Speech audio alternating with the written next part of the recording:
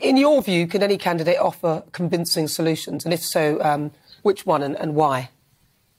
Well, no, I think there are short-term economic emergency solutions. So, for example, we've heard some Tory leadership candidates talk about removing environmental social levies from household bills to help keep those energy costs down. I think that they're obviously looking at the welfare system. There may be ways to provide targeted support for the very poorest families. It's worth noting that inflation, the headline rate of inflation is high, but it's actually already in double digits for the poorest households who are really feeling the pinch. But if I'm being truthfully honest, Nana, there are various international dynamics at play. We've seen soaring demand being met with those, as you talked about, those pandemic-related supply shortages.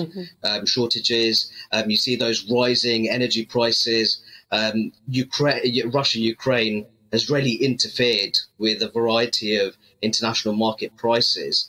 So I think that what it would be good to see is actually people being quite realistic and saying there is a limit to what government can actually do in this particular situation. But it's difficult for the public to decipher which one of those plans will be the most effective. And I think that's what most people are struggling with, because I'm listening to them, I'm thinking, oh, this sounds amazing. Liz Truss is going to pay back over a longer period of time, which I actually think is a sensible idea. But then you've got Sunak, who's sort of alluding to the fact that it's going to be painful. We need to go through the pain. But yet he's not going to go through the pain. So a lot of people struggling to feel that he has any real empathy, especially after what he did to a lot of self-employed people during the pandemic when he gave them nothing. And then there's Penny Mordaunt, who's talking about the duty on fuel. If they cut these things, I'm just wondering where they're going to get the money from to make up the difference. Well, I think that's a very important question that you raised in terms of how fiscally sound are these plans.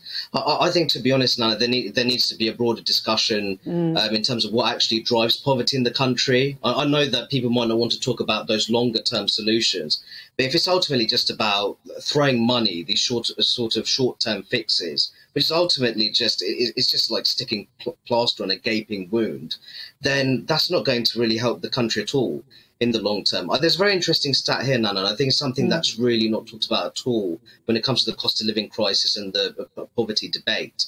3 in 10 children in the UK live in poverty, but that rises to 1 in 2 when it comes to children living in lone parent households. So I think that we do need to have a broader discussion about how do we foster family stability and community resilience, because if you do that, then there'll be more families which are insulated from these kind of economic crises. And it also helps to reduce the size of the state in the longer term.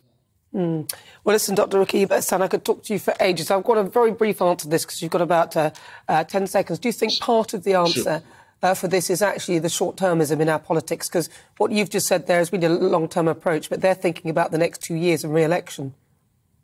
Okay, just to be sure, I think that the short-termist nature of our liberal democracy is not particularly helpful when it comes to politicians tackling those longer-term problems that we have in our society.